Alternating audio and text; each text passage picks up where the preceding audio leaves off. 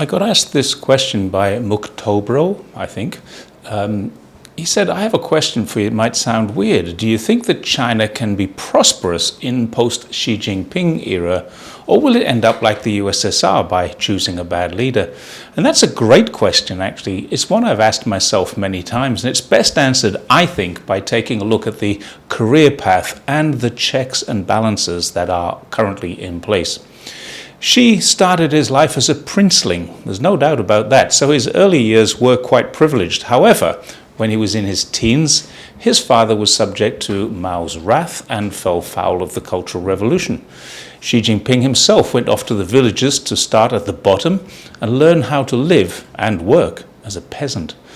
None of the next generation of leaders will have experienced what Xi and others of his generation experienced, but every single one of them will have graduated from university and done some work at the grassroots. It's impossible to get to high office without starting at low office in China.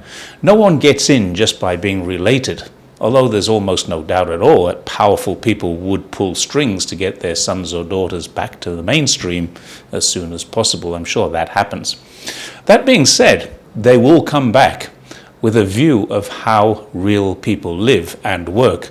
They will have made friends in rural China. They will almost certainly have proven themselves as able administrators at the lowest levels before they ever get into a more senior or mainstream role in either city or provincial government. After they do get to that role, they must go to what the Western media loves to call cadre school. There are over 7,000 of these campuses in China, catering to almost 2 million students at any given time. The students study Marxism, politics, and of course, governance, government administration. And if they don't pass the tests, then they aren't getting promoted above the positions they currently occupy. But since most Chinese students are extremely diligent, they wouldn't have been selected for this level of training if it wasn't believed that they would pass, then they usually will do so.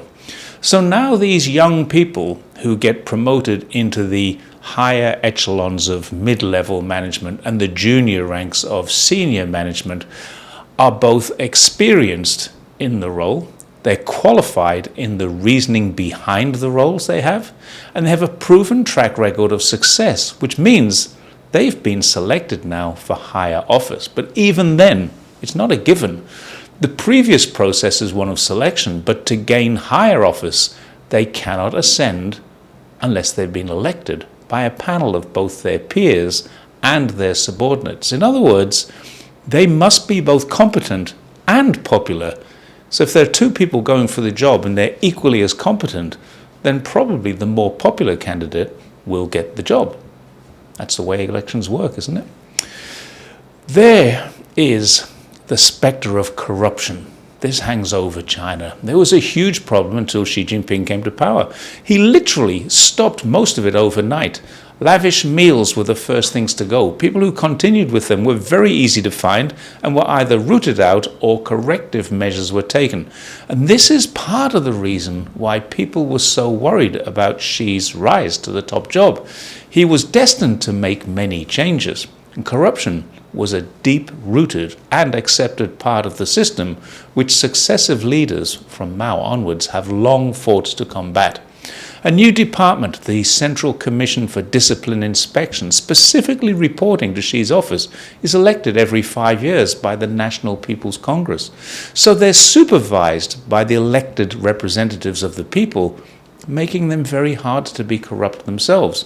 They report only to the president or chairman's office, so they can't be undermined easily. They look into the work, the lives, the properties and ownership of every official that is brought to notice. There is a hotline that we can call to report corruption, and any person in the country can report it. Then every allegation is investigated.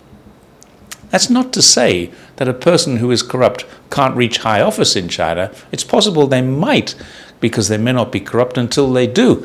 But Xi's period of office has proven that even if they are at the very top of their tree, senior banking officials, Bai Tanhui and Gu Gaoming, were sentenced to death and life imprisonment respectively. Even the deputy head of the police ministry, Sun Li-jun, has recently fallen due to corruption, although there is, once again, the allegation that he fell because he was the leader of a clique against the Communist Party. And this is another thing that the West seems to salivate over. Anyone who's corrupt is often labeled a competitor for the top job. The reality is this man did have a large following because he was able to enrich them. They're not anti-CPC, they're corrupt.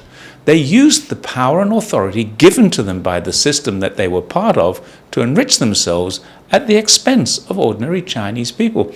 And this is why Xi Jinping has so many enemies, because he destroys criminal gangs. One by one, the corruption net will catch them all, unless, of course, they illegally leave China and head for another country, which will not send them back, and they can illegally enter there. Now, that sounds familiar. It's almost certainly why a number of Chinese people are crossing the borders into the USA in recent years.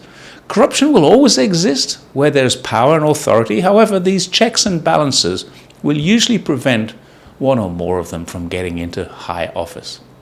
Overall, I'd say the person who succeeds Xi Jinping, although he or she will have very large boots to fill, will be qualified, experienced, and popular enough to have reached high level.